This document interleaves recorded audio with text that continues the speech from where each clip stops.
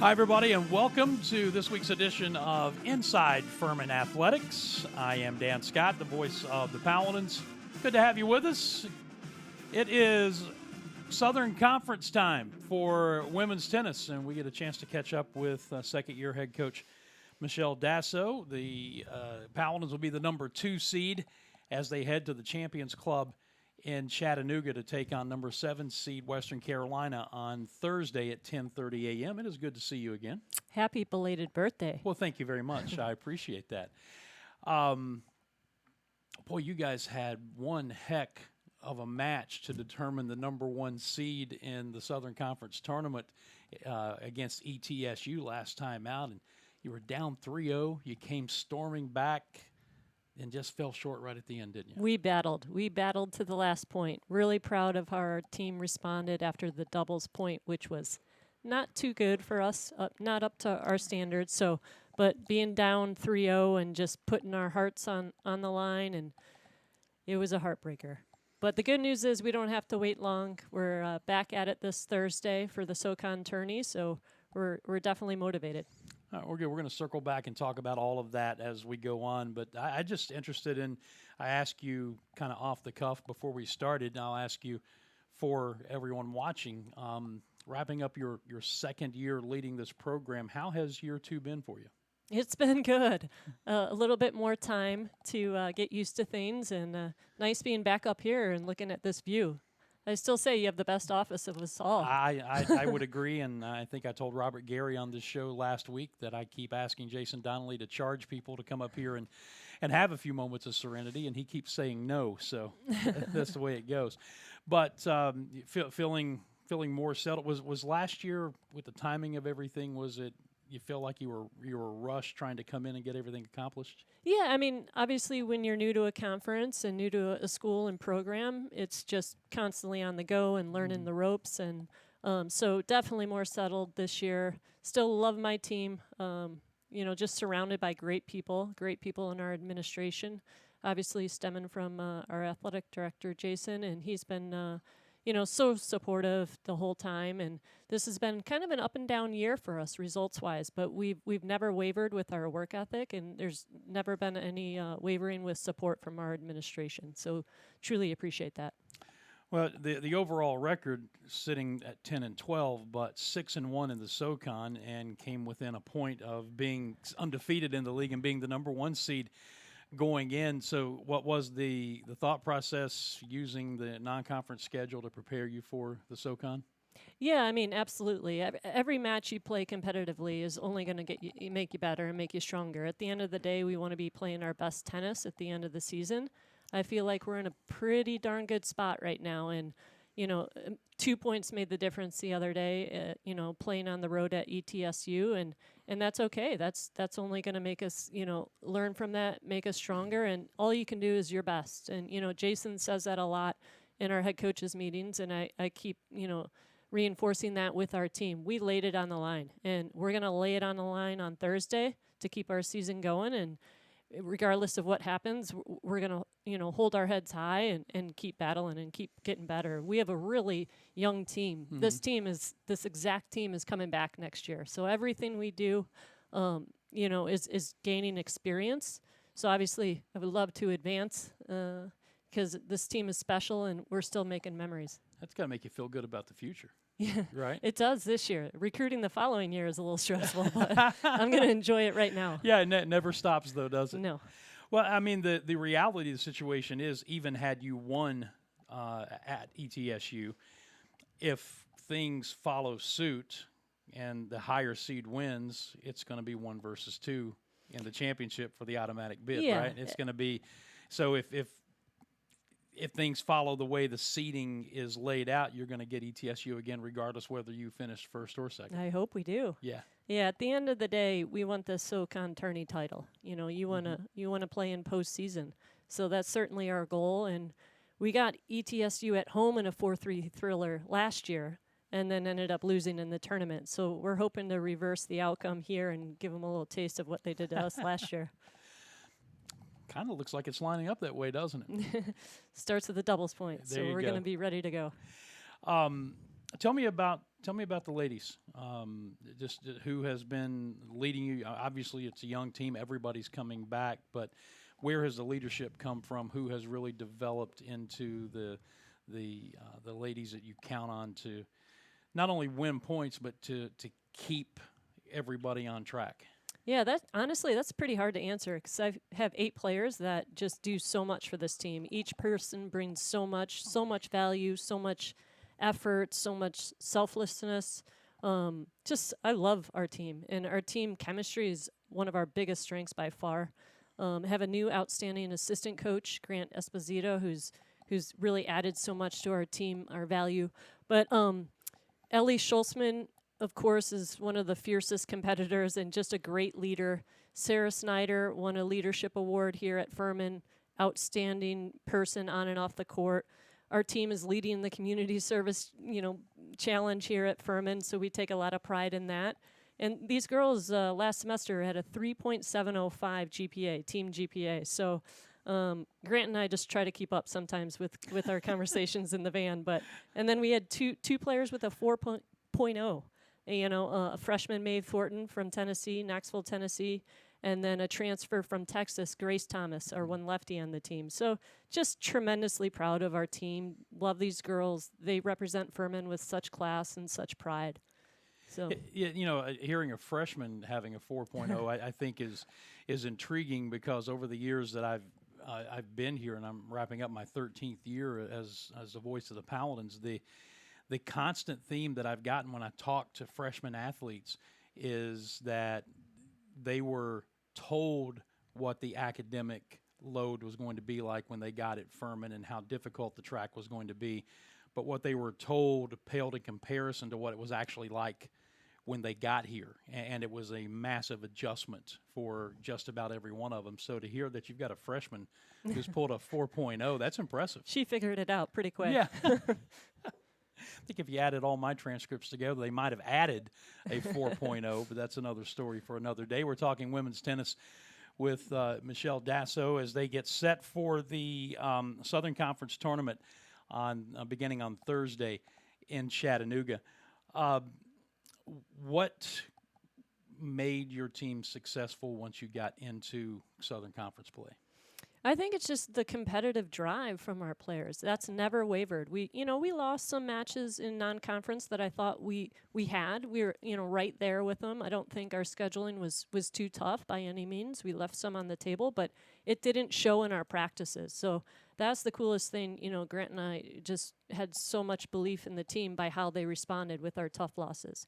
And there's no doubt that helped. We took care of business until obviously this last match, but it's no easy task going undefeated until the last regular season match. So we don't take that for granted, even though the history of this tennis program has just been phenomenal. Like, it still takes a lot of effort, and just extremely proud of our team to put ourselves in that position to be playing for the regular season title. Well, you weren't afraid to challenge your ladies in the non-conference season. I'm sitting here looking at the schedule: Auburn Invitational, at number 18 Tennessee, at Alabama, at Louisville, Texas Tech, which of course we know there's a connection here. I mean, so Wake Forest, right on down the line. So you're obviously challenged your ladies in the non-conference schedule, and it seems like that paid off for you. Yeah, you want to be the best, you got to play the best, and you got to learn from your wins and learn from your losses. And I think we have. And this year we were pretty pumped. We had live streaming for all of our home matches, and it's really made a big difference. We've had a lot of video work with the girls, and just that's been a huge tool that this last year we didn't have, that this year we have. And I'll tell you what, who's been, we played Saturday, we got back Sunday, and I was watching video. So we're getting ready for the SoCon Tourney, and we know what we're going to get. That's interesting, and I suppose it's because I'm not a tennis player. I never would have thought about that, but the use of, you have video to a certain extent, but film study from a tennis coach. Oh, yeah. It's huge to be able to see yourself on court and point out the points that you want to make as a coach, as opposed to just saying it over and over. And, tennis is unique. It's not like at baseball where you're watching one game. as a coach, I have 6 courts. Grant and I have 6 courts that we're watching, so and only 2 eyes. So, you're going to be missing a lot no matter what. So to be able to go back and watch those points, and same thing in doubles, 3 courts of doubles, and it goes so quick. So it's been super helpful, just really grateful to have that. So what has the advantage of having that live stream and the ability to go back and watch that video? Just maybe give me an example of something that's been able to help you with. Yeah, I mean, video doesn't lie, right? So just the decision making, like making sure our girls, like if we're behind the baseline and we're missing in the net, well, obviously court's longer. We're going to have to lift that ball, make, more net clearance over the net. First serve percentage, how are we doing on that? How many points are we winning if we're getting around 68% first serve? And, it just, you have all the stats. How are we winning or losing, specifically those no-ad points? We want to be winning or losing those points on our terms.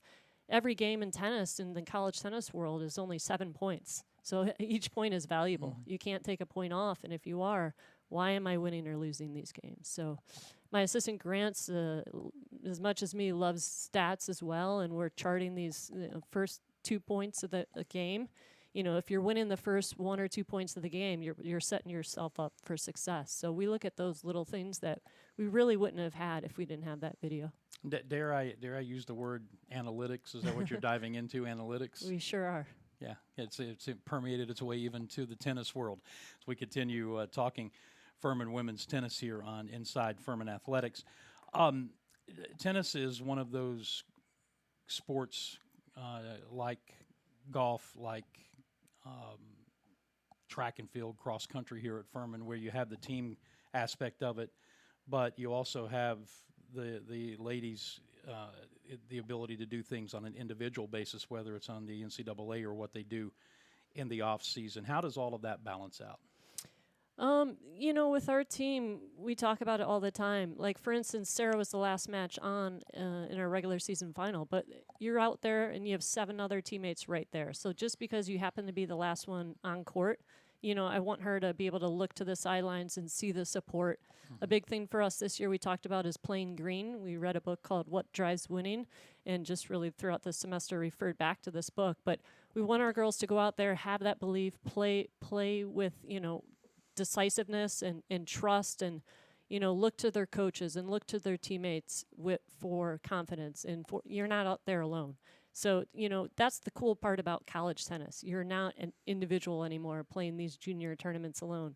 We're out there as a team. We're gonna win or lose as a team, and that's what makes it awesome. Do they have individual opportunities to do things in the summertime when the tennis season is over here? Yes, yeah. Tennis is kind of a weird sport. It's never ending. So they're always competing. I mean, obviously you got to take care of your body, but there's certainly opportunities to compete. Is there a good side and a bad side to that?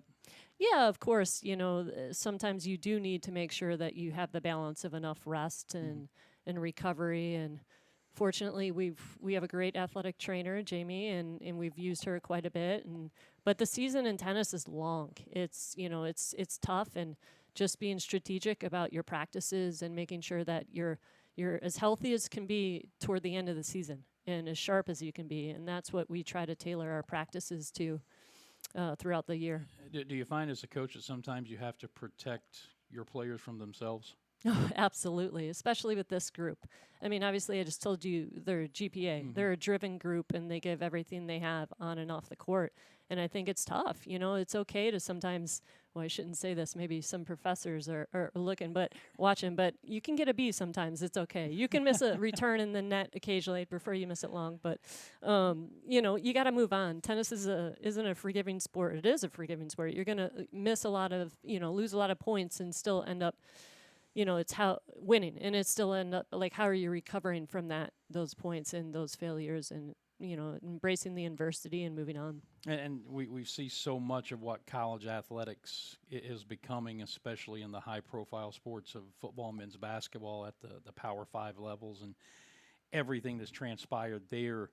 But to me, this is a great example of what college athletics is supposed to be. yeah, you're trying to compete for championships and you're working as hard as you can, but you're also developing the entire person, not just the tennis player. 100%. And that's what we talk about daily. That's our big thing. The person is more important than the player. You know, I think, and it shows with our team. The girls truly get along so well and care for each other. And that's what it's all about as a coach. And I love our culture and even the culture within the Furman family department. For instance, this morning, you know, I had asked Rita Gary, the track coach, to come out and just talk to our team a little bit before, you know, they've had such tremendous success in the postseason tournament and just wanted the girls on our team to hear a different voice. And that was awesome of her to be willing to come out and talk about kind of stress management. And, man, she's sharp.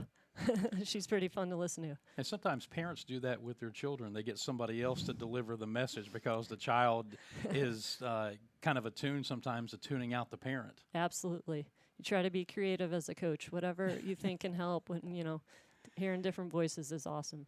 We are talking women's tennis with Michelle Dasso as they get set for the Southern Conference Tournament, opening up as the number 2 seed against number 7 seed Western Carolina, 10:30 a.m. on Thursday at Champions Club in Chattanooga. What's that facility like? It's nice, you know. It's a very nice complex. Unfortunately, they don't have live streaming, so all of our wonderful fans won't be able to see those points on TV, but they do have live scoring, so fans and parents can follow along there. Well, maybe that'll be an encouragement for some folks to actually make the trip. Yeah, How about there you that? go. Well, watch it in great. person. How does the rest of the conference stack up? We've been talking about the fine line between 1 and 2 with your team and with ETSU. What about the rest of the league? You can't overlook anyone, and I think any coach will tell you that, and that's the truth. On any given day, anything can happen, and with tennis, obviously outside, there's different elements, you know, trying to make sure you're eating healthy to be prepared in the morning. We played with so much wind on Saturday at ETSU, and that's okay. Like, honestly, the cruddier the conditions, the more I'm, like, excited about the match, because our team, we talk about all the time, no excuses, and we play in the cold, we play in the wind, we play inside, it doesn't matter. Like, you know, roll the balls out and let's go. It's kind of like golf a little bit, to maybe not to the same degree, but still you have to play outside in sometimes crazy conditions. And I hadn't really thought about that, you know, with the wind or whatever the situation may be. Not for the faint of heart, especially if somebody is, you know, grew up, they're playing their whole life in Florida and then coming to a place where there's actually a little bit of cold weather, right? Yeah, we get it all, honestly. You got to have sunscreen, you got to have long we sleeves. We got it all last week. Yeah, I know. Our windscreens are feeling it right now. So as we get into wrap-up mode here, what's the key to success in the tournament? Stay present. You know, take it one point at a time. I'm not going to lie, I do think doubles is important. It's not the end-all, but I think if we come out with the doubles that I know we can play, we're going to set ourselves up for success. I'm pretty pumped. Our team is pumped. Well, I hope so. I'd be worried if you weren't. We're recording this and dropping it on Monday, late morning, early afternoon, and so you play on Thursday. What's your schedule like in preparation for that? Well, we had morning practice this morning, so, you know, obviously lost a heartbreaker on Saturday, had Sunday off, and we're back to work, you know, at 7 a.m. this morning. So we had a great practice. Again, had a nice chat with Rita Gary. And then tomorrow we'll practice in the afternoon and do an individual or two and then get ready to roll. We leave Wednesday morning. So it's a short week. But a fun week. I mean, if you're a competitor, right? Every week is fun. Right. I love it. Well, we will encourage folks to follow along live. If you can't make it to the Champions Club in Chattanooga, you can follow along live just by going to FurmanPaladins.com and navigating to the women's tennis page and to the schedule, and there will be a link there where you can follow along with the live stream or the live scoring updates as they happen, and see if we get that much anticipated 1 versus 2 rematch, right? Let's go. We'd love to see that. I love it. Absolutely love it. Well, thank you for your time this morning. Thank you, Dan. All right. That is Michelle Dasso. This has been Inside Furman Athletics. Thank you for tuning in. We will be back again next week on Wednesday with Stacy Johnson-Whitfield, or Whitfield Johnson. I always get the dash in the wrong place. She's having a great year. Yes, yeah, she is. We're going to talk some softball, and we also have, I think, some special things planned for Dens Day as well that may pop up on Furman's social media, so check that out. Until then, for Michelle, I'm Dan Scott, as always, saying God bless you, and so long, everybody. Good.